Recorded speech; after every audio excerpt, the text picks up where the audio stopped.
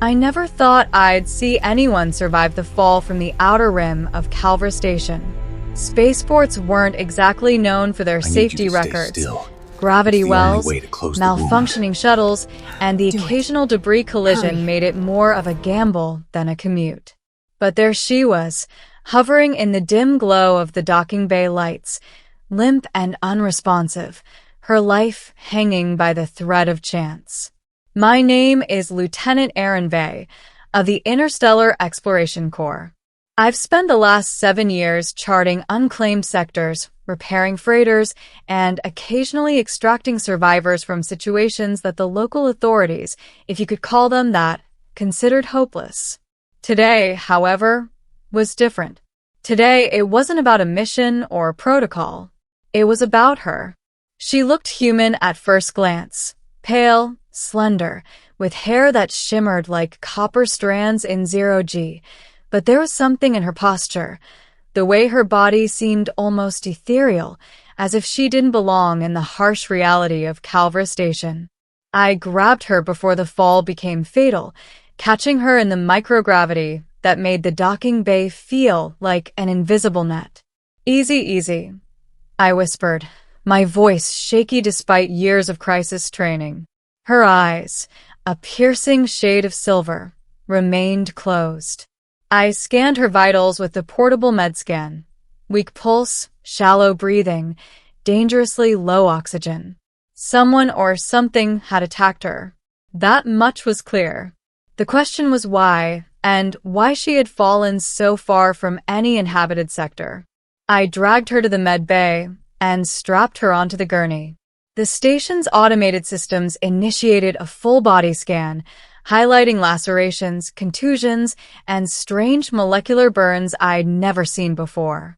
My stomach twisted. She wasn't just injured. She was altered. Not artificially, at least not in a way I could recognize. Then her eyes snapped open, suddenly and startlingly, like a flare in the dark. I stepped back instinctively. "Who are you?" she rasped, her voice fragile but layered with a strange resonance, almost musical in its cadence. "I'm Lieutenant Aaron Vey. You're safe now. That's all that matters," I said, trying to keep calm as I connected the biosupport modules to stabilize her vitals. Her gaze bore into me, and I felt something shift. The metallic hum of the med bay seemed to fade. "You understand," she said, and it wasn't a question. It was a statement. I frowned. "Understand what?" She shook her head weakly, lips quivering. "Not yet, but you will. If you survive this." And then she lost consciousness. For the next 3 days, I monitored her every breath, every twitch of her fingers, every subtle change in the way her skin reacted to the medbay's synthetic atmosphere. I couldn't shake the feeling that she was more than a wounded traveler. Every time I checked the logs from the docking bay, I found anomalies, distorted sensor readings, residual energy traces, signs of cloaking technology that shouldn't exist outside advanced military research. Finally, on the 4th day, she stirred again. This time, her voice was clearer, though still fragile. "Aaron, I need to tell you something." I pulled up a chair beside her. "You can tell me anything. I've got nothing else to do." Her eyes glistened, and she struggled to sit up. "I'm not like you, or anyone you know. I come from beyond the edge, beyond what you call the Liani expanse. My people, we were hunted. I escaped, but I can't hide forever." I swallowed hard. The Liani expanse was a vast, scarcely mapped region of space, infamous for rogue colonies and uncharted phenomena. "You mean you're an alien?" I asked cautiously. She nodded. "Not just alien. Something more. Our knowledge, our technology, it's dangerous if it falls into the wrong hands. That's why they tried to kill me." "Who?" I asked. Fear and anger mixed in equal measure. "Who would try to kill you?" Her silver eyes widened, glinting with a strange, almost luminescent intensity. "The Karate. They harvest life to fuel their expansion, and they will not stop until nothing from my world survives. They've been watching your sector, waiting for a weakness. You saved me, Aaron, but now you're marked too. A chill ran down my spine. I had read about the karate and intelligence briefings, interstellar marauders with fleets capable of obliterating mining colonies in a matter of hours. But I never expected to encounter them firsthand. And now, unknowingly, I had become a part of their hunt. Over the next week, I helped her recover while we planned. She could interface with my systems in ways that made the station's AI look primitive.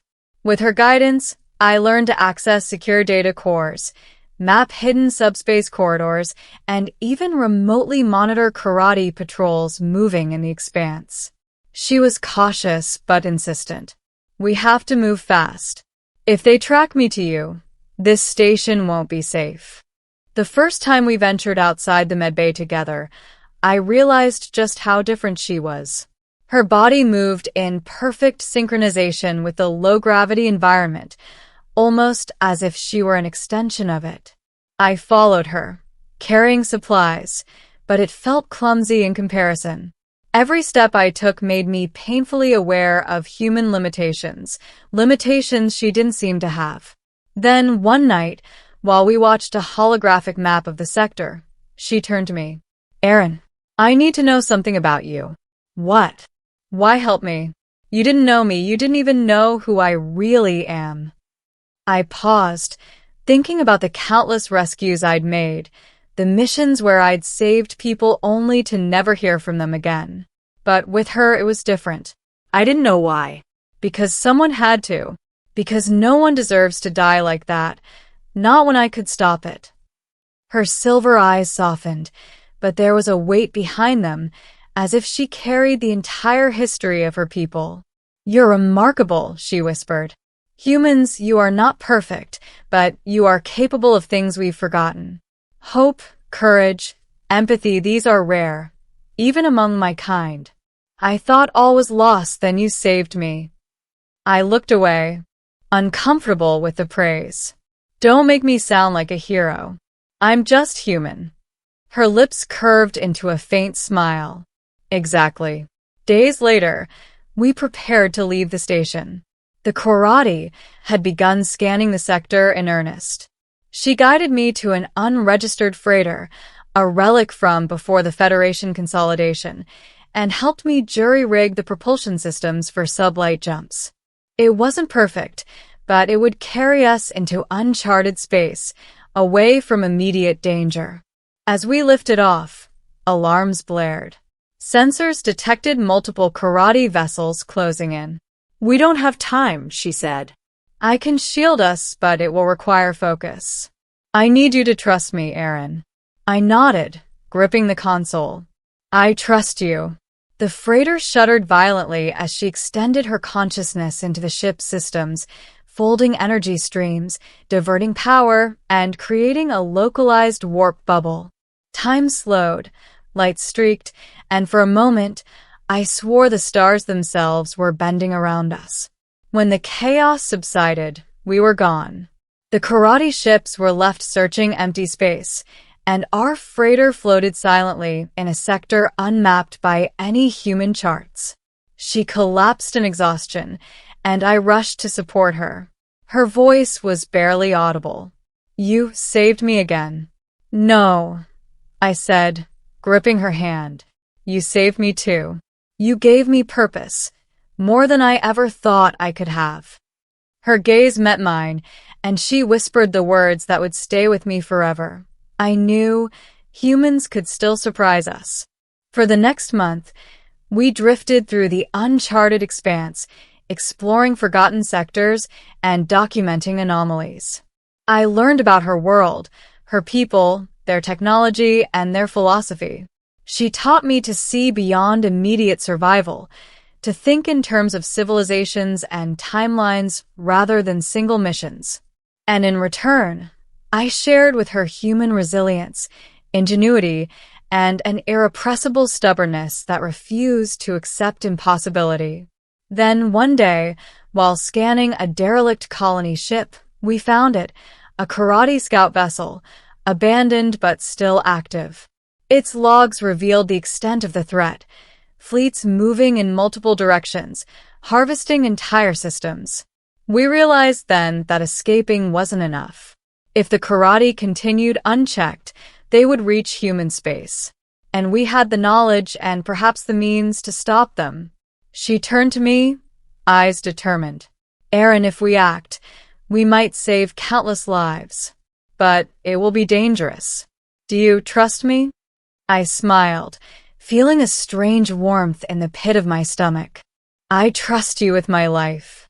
Her hand touched mine briefly, and she whispered, "Then let's save the galaxy together." In the months that followed, we became a legend whispered in the outer sectors. The story of a human lieutenant and a mysterious silver-eyed alien who defied the karate, exposing their weaknesses, disrupting their supply chains, and giving countless worlds a fighting chance. Every time I reflect on that moment in the docking bay, the moment I caught her as she fell, I realized something profound. It wasn't just about saving her. It was about what she brought out in me. Courage, hope, and the realization that humans, flawed as we are, have a spark that can illuminate even the darkest reaches of space. And then I remember her words, soft but resolute. I knew humans could still surprise us. I still hear them, echoing through every star we pass, reminding me that sometimes the smallest acts, the choice to reach out, to protect, to care, can change everything. Not just for one life, but for entire civilizations. We had become fugitives in a galaxy that didn't know our names. But survival alone was no longer enough. The karate threat loomed over countless inhabited worlds, and we had knowledge that could turn the tide. The final confrontation came in the Gamma Rift, a swirling cluster of unstable stars and debris fields. The karate flagship, massive and bristling with energy cannons, had traced her signal and cornered us. There was no option for retreat. "I can't shield us forever," she said, her voice tight with concentration. "We'll have one chance to disable their command array. You'll have to pilot us through the debris. Follow my lead." I nodded, my hands gripping the console with every ounce of focus. "I trust you." She extended her consciousness again, and the freighter shimmered like liquid metal, phasing through energy blasts and debris alike. For a terrifying minute, it felt like we were inside a storm of stars. I could see the karate ship in front of us, a monolith of death. Then she whispered, "Now." I pushed the controls forward, weaving the freighter between massive stellar fragments while she channeled energy into a concentrated strike. A pulse of light erupted from our ship, hitting the karate flagship's command array. Systems overloaded, shields faltered, and the massive vessel went dark, drifting helplessly into the void. We had done it. The flagship was neutralized, and the remaining karate patrol scattered. For the first time, I allowed myself to breathe. She looked at me, exhausted but radiant, her silver eyes shimmering with a light that seemed almost impossible. "You saved more than me today. You saved countless worlds." I shook my head. "We did it together. I couldn't have done it without you." She smiled faintly, reaching for my hand. "Humans, you are remarkable, Aaron. You fight not because you're forced to, not because you're programmed, but because you choose to. That choice, that spark, it can change everything." In that moment, I understood. It wasn't just our survival that mattered. It was the courage to act, the choice to do right when the universe demanded nothing. Humanity's stubbornness, its empathy, its hope, these weren't weaknesses. They were our greatest weapons. We drifted for a while, letting the stars pass silently around us. I didn't need words to understand what had changed. She had said it once before, and it resonated more deeply now. I knew humans could still surprise us. Months later, the expanse began to heal. Systems once under karate occupation slowly regained stability. Ships of human explorers and allied species ventured into previously unreachable sectors, guided by the knowledge we had shared. And somewhere in the stars, she and I continued our journey, not just as survivors, but as guardians of the fragile hope that even one human life, or one brave choice, could ripple across galaxies. As I looked at her, standing beside the freighter's observation deck, silver eyes reflecting a billion distant suns, I realized something profound. I had tried to save her that day in the docking bay. But in truth, she had saved me too. Not from death, not from danger, but from the belief that humanity, in all its imperfection, could rise to meet the impossible. And in that moment, I knew the universe would never be the same, not because of her, not because of me, but because of what humans were capable of.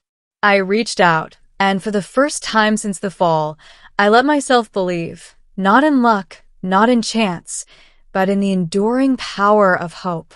And in the quiet of the endless stars, she whispered once more, "Thank you, Aaron, for everything." I smiled, knowing that the real journey had only just begun.